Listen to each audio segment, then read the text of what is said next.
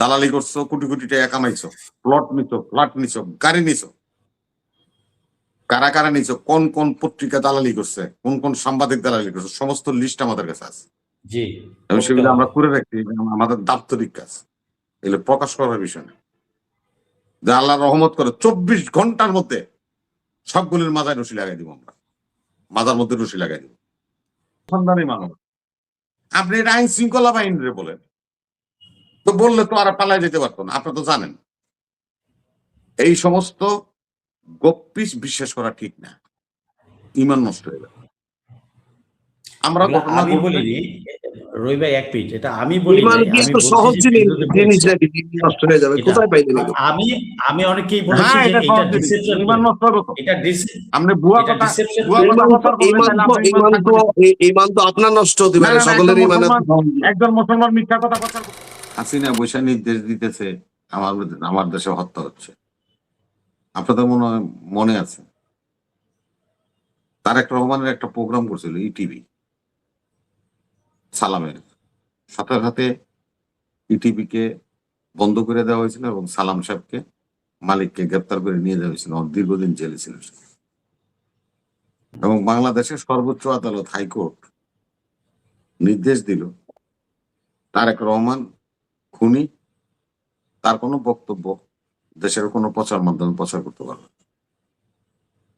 দেখেন, এটা কন্টিনিউ হইতে, আপনারা বলবেন যে আপনার মিটিং, হ্যাঁ, আমরা ওয়েবসাইটের মাধ্যমে, টেলিগ্রামের মাধ্যমে উনি আমাদের সাথে কথা বলতে পারতেন, ইন জেনারেল পারতেন। মানে আমরা যারা নাকি সম্পৃক্ত হইতাম তারা শুধু কথা বলতে পারতাম, ইন জেনারেল কথা বলতে পারতাম। তো ওনার সমস্ত কিছু যদি 17 বছর বন্ধ থাকে, কথা বলতে পারলো না, আপনার ফেসবুকে, টিভিতে, রেডিওতে এবং আমাদের বাংলাদেশের প্রত্যেকটা দৈনিক পত্রিকা তারেক রহমানের কোনো বক্তব্য প্রচার করতে পারে নাই বা লিখতে পারে নাই। এখন হাসিনাটা কেন পারতেছে?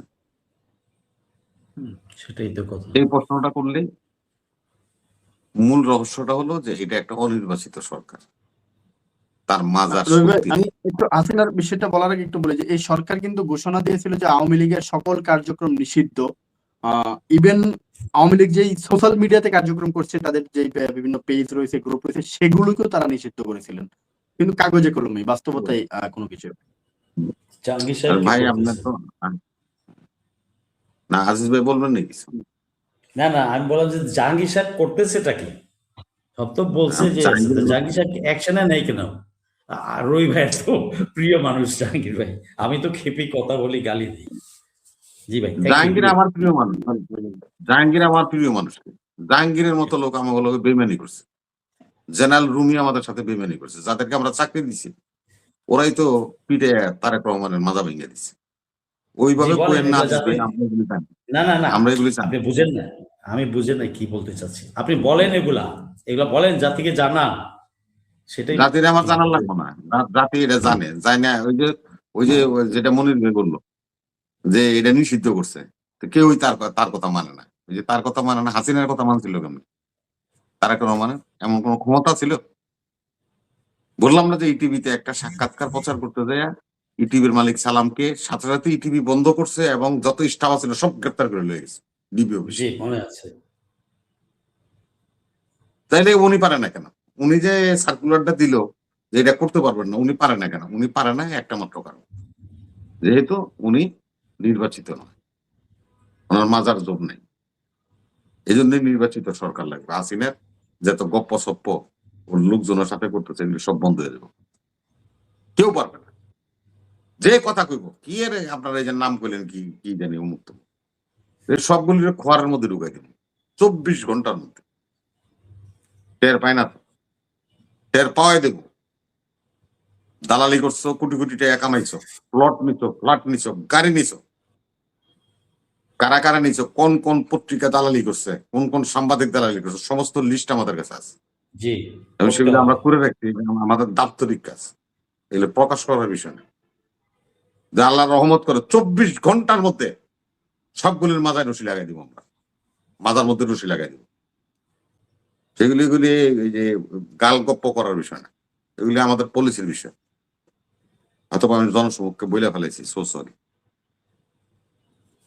আমরা নির্বাচনে মোশাররফ ভাই কইল, আরে ভাই আর কেউ পড়ছেন, আমি তো জ্ঞানী মানুষ, আমি মোশাররফ ভাই আপনার ওখানে পাঠাই দিব একটু পরে শোতে বেরোলে, যেটা লেটেস্ট 10ই নভেম্বর যে আরপিও আমাদের গেজেট হয়েছে, সেখানে লেখা আছে তোরা ভাই, পোস্টার রাখলে মিয়া এমন পাওয়ার এবার নির্বাচন কমিশনকে দেওয়া আছে, পোস্টার, রঙিন পোস্টার যদি কোথাও দেওয়ালে পাওয়া যায় যে ক্যান্ডিডেটের, তারকে এই পাওয়ার দেওয়া হয়েছে, সাথে সাথে ওই ক্যান্ডিডেটের নমিনেশন বাতিল করে দিতে হবে। নির্বাচন করা তো দূরের কথা, এত কঠিন আর কেউ আছে, এটা পড়লে আমি পাঠাবো আপনার কাছে, পড়লে তখন বুঝতে পারবেন যে কি অনুশাসনের কথা বলা আছে। সেনে কয়ে এই ডাক্তার শফিক সাহেব আর তারেক রহমান সাহেবের ওয়াদা করার দরকার নেই তো, আর ওয়াদা করবো কি, ওনাকে নিজে হয়তো প্যান্ট থাকতো না, মিয়া পায়জামা থাকতো না। যে আইন আছে এই আইন যদি কার্যকর, ওই যে যেটা মনির ভাই বলল যে ওয়ার্ডার তো আছে, কার্য করে না, যদি এই আরপিও যদি ফলো করে নির্বাচন কমিশন শতভাগ, কিসের আপনি স্লোগান দিবেন, মাইকিং করবেন, লাফালাফি করবেন, গেট বানাইবেন, কিচ্ছু থাকবে না। যদি তারা এটাকে, যে আরপিও তারা বানাইছে ওই আরপিও যদি তারা শতভাগ পালন করে। এখন নিয়ে খুব কথা হয়। রবি ভাই আপনি রেগেছেন? রবি ভাই 6,000 কিন্তু বহিষ্কার হয়েছিল, তো 6,000 তো অপরাধ করছিল, এই জন্য বহিষ্কার হয়েছিল। তাদের ম্যাক্সিমাম বহিষ্কার আদেশ কিন্তু রহিত করা হয়েছে, উইথড্র করা হয়েছে। কিসের কিসের বুঝলাম না আপনার কথা, আমি বুঝিনি।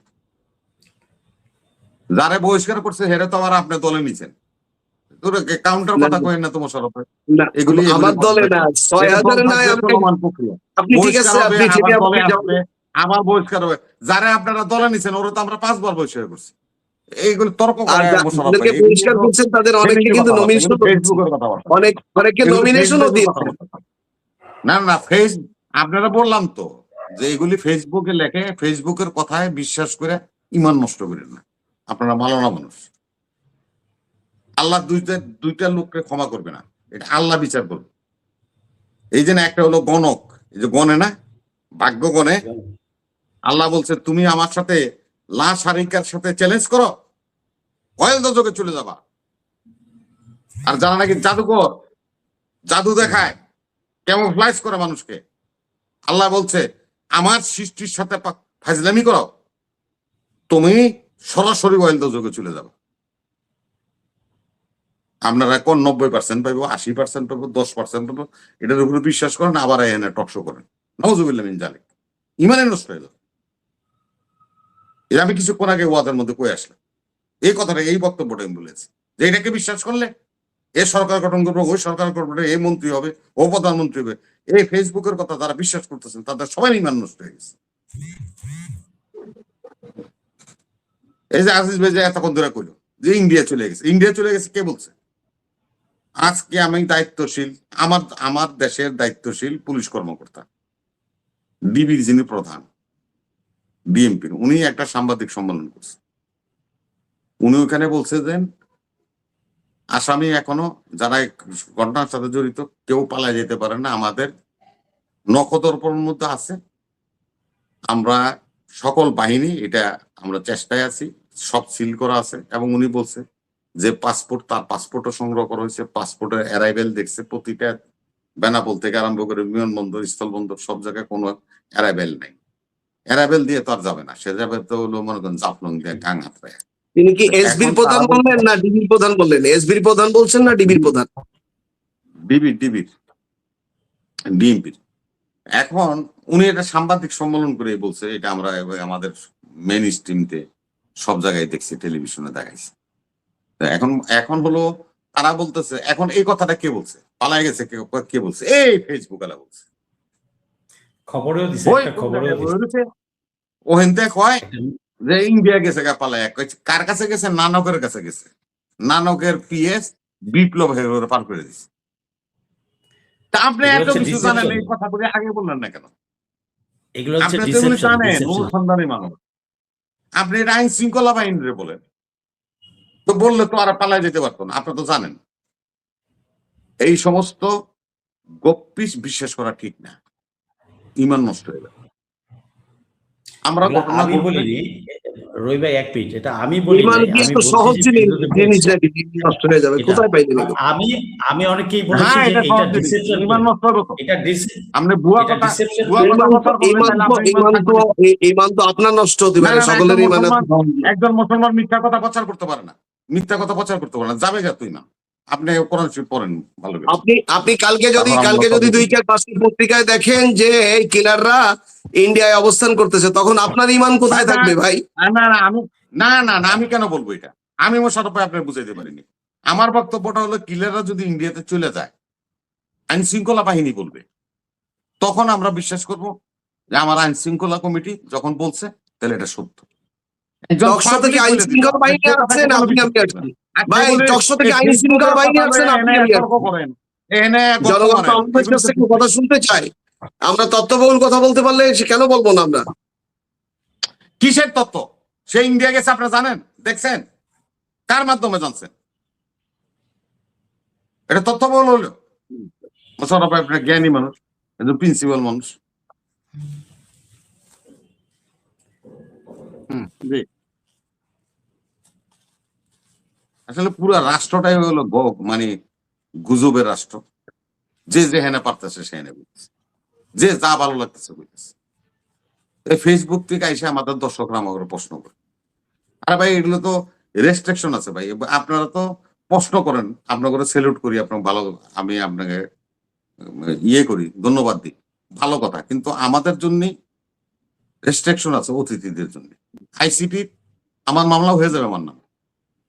আমি একটা ভুল তথ্য এই টিভিতে বসে বলবো, যদি আপনার ওই কথাটা যদি ভুল হয়, তাইলে তো আমার পানিশমেন্ট হবে, আপনার হবে না তো ভাই।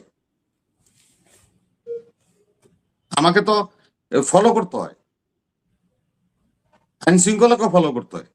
আমরা তো 10 বছর এক টানা, এই যে মোশাররফ ভাই আছে, 10 বছর এক টানা এই টিভি গুলিতে এই আওয়ামী লীগ এবং স্বৈরাচার হাসিনার বিরুদ্ধে তার লোকেরা, তাদের এমপি মন্ত্রী, তাদের বড় বড় নেতা ফাইট করছি আমরা, কৌশল অবলম্বন করে ফাইট করছি তাদের সাথে। পারা